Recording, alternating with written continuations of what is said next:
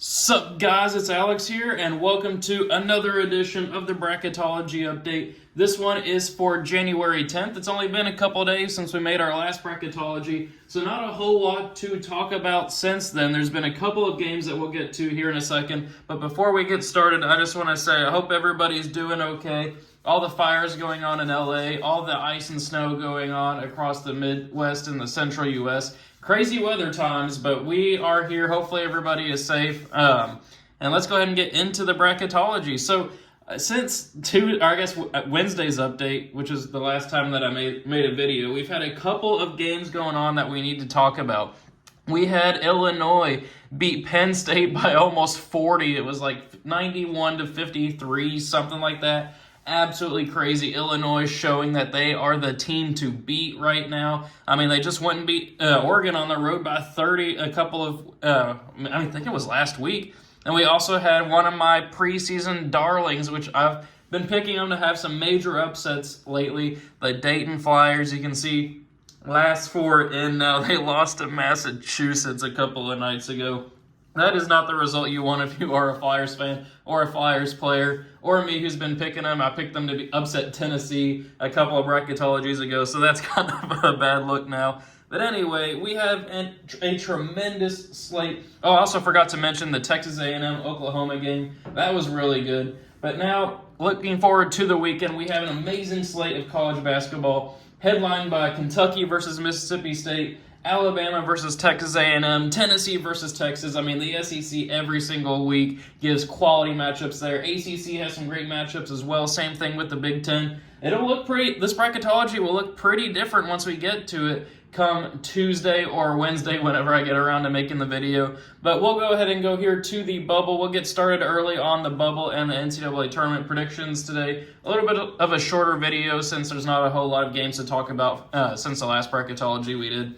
But last four byes here: North Carolina, Cincinnati, Texas Tech, and Arkansas. Arkansas on the bubble, the fifth team in right now. They are in trouble. Calipari's got to get that team some quality wins. They only have, I think, 3 losses on the season, maybe 4, something like that. But, I mean, they've lost pretty much every big-time game that they've been in. Then the last 4 in are Dayton, Vanderbilt, Missouri, and Indiana. Vanderbilt, Missouri, I believe, play this weekend, so that'll be a tough matchup there. The winner probably stays in the tournament. The loser probably heads to the first 4 out. And then Indiana. And then the first 4 out, of course, I mentioned that Tennessee-Texas game. A big opportunity for Texas to get a quality victory. They just lost to Auburn by 5 over the weekend, or I think maybe Tuesday night, something like that. But now another great opportunity for Texas. Then we have Arizona State, who they went to Kansas. They were up by double digits, I believe, at some point at Kansas. But then they only scored, I think, 13 points in the second half as Kansas went on to win. What would have been a great opportunity for the Sun Devils, but they just gave it up. And we also have St. Mary's and Creighton on the first 4 out list, and the next 4 out, Penn State, SMU, Villanova, who got that huge win over UConn. I should have mentioned that game at the top. Villanova, quality win over Connecticut. That was a crazy ending, especially the last 30 seconds of that game with Alex Caravan for UConn getting a questionable call to get to the free throw line down 1, but then missing both free throws. He's like a 90% shooter, something like that, and Villanova hangs on. Huge win for Kyle Neptune and that squad. And then we have Iowa rounding out the next 4 out. So taking a look here at the bracket, movement since the last time. We have a lot of movement. We have Louisville up to a 9 seed. They look to be safely in the tournament. Obviously, a lot of time to go. But Pat Kelsey leading that team back to relevance. Of course, we have UConn down to a 5, as I mentioned, that loss at Villanova. Michigan up to a 4. Dayton down to that 11 line with Missouri being new to the field. Mississippi State up to the 2 line now. What a season for the Bulldogs. Then over in the East Regional, we got St. John's up to an 8. Vanderbilt down to the play-in game, Indiana up to the play-in game, and Ohio State down to a 10. Then in the Midwest, we have Arizona up to an 8. They're looking safely in after briefly appearing on the bubble after, I think, a 5-game losing streak, something like that. Maryland down to a 9. Memphis down to a 5. UCLA down to a 6. Oklahoma up to a 7. Cincinnati down to a 10. Then over in the West Regional, we have Clemson down to a 9. Kentucky down to the 4 after that loss to Georgia.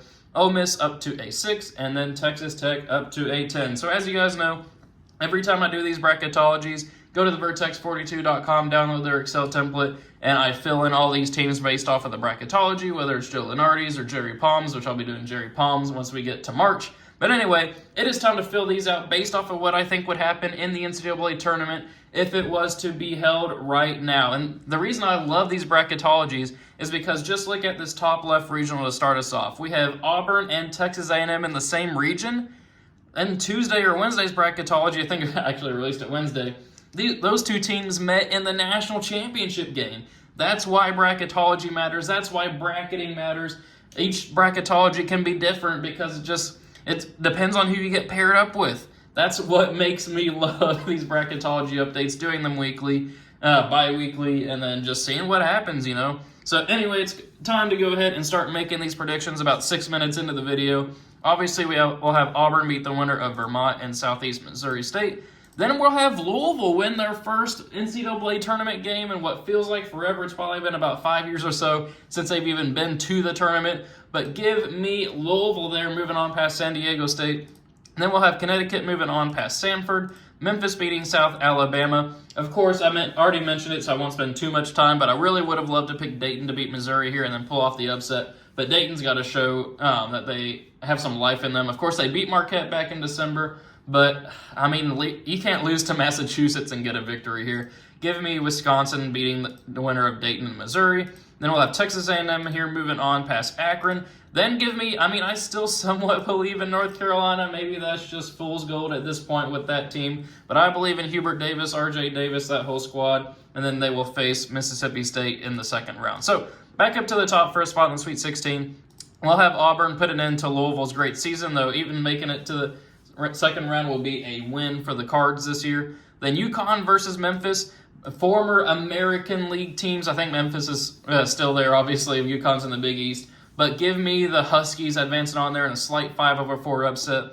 Then give me Texas A&M moving on past Wisconsin, along with Mississippi State handling business against North Carolina. So that sets up kind of a chalky first region here. That's kind of how it usually ends up being. But then for a spot in the Elite Eight, Auburn versus UConn.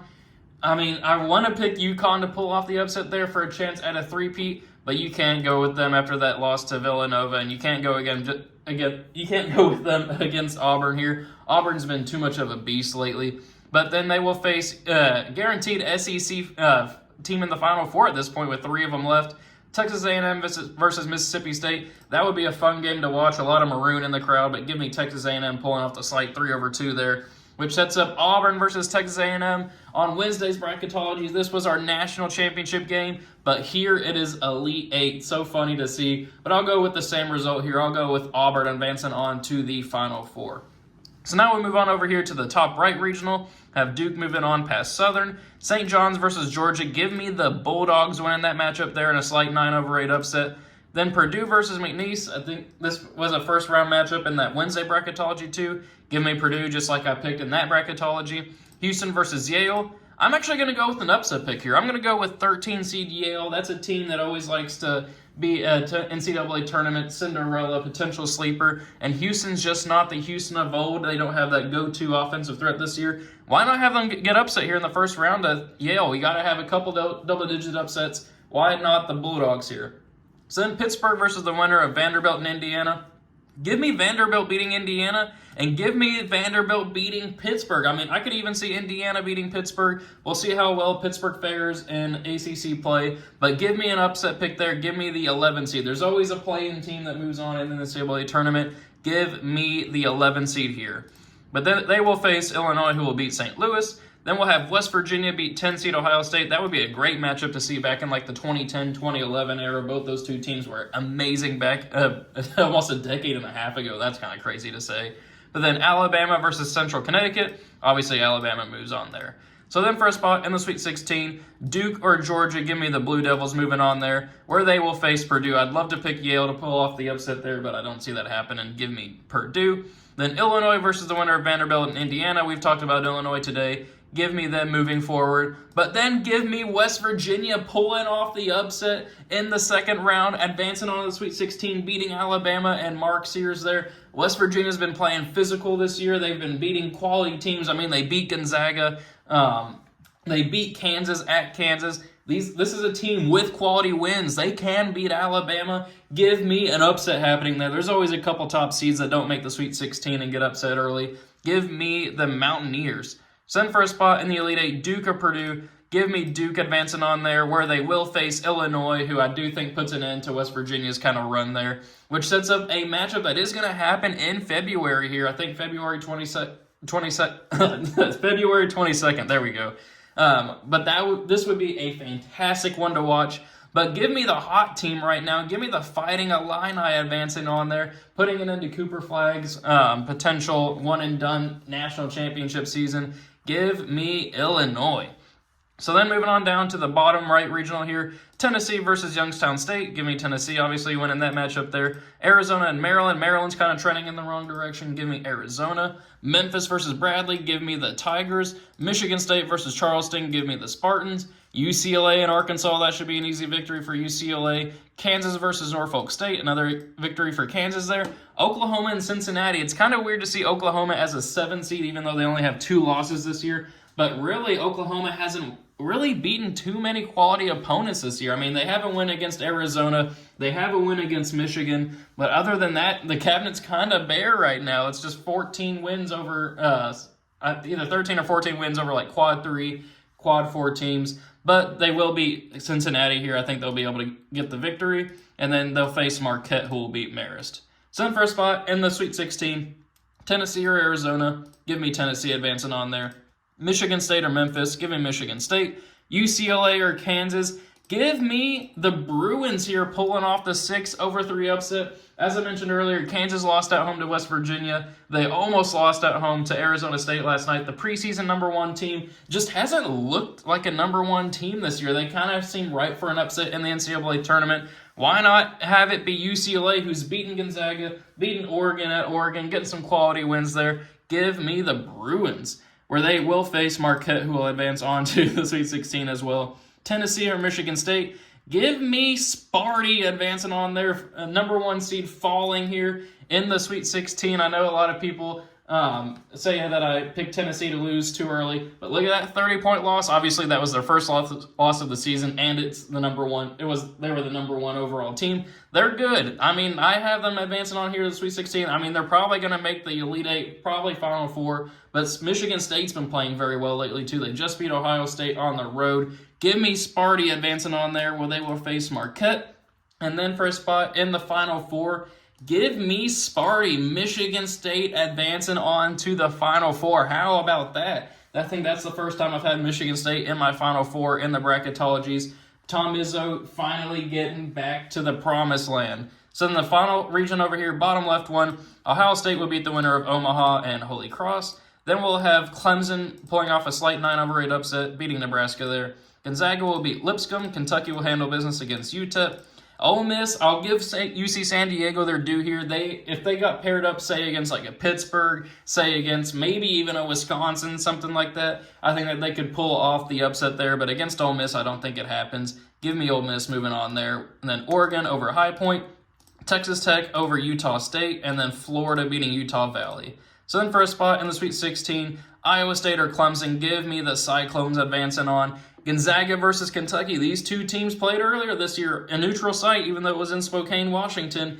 Give me the Wildcats, though, advancing on past Gonzaga. Ole Miss or Oregon, that would be a fun matchup to watch. Offense galore. Give me the Ducks, though, advancing on there, where they will face Florida in the Sweet 16. So a lot of chalk in this. I recognize that. There's no double-digit seeds here in the Sweet 16. I need to change that moving forward, but that's just how I've seen this tournament playing out. Up first, Iowa State versus Kentucky.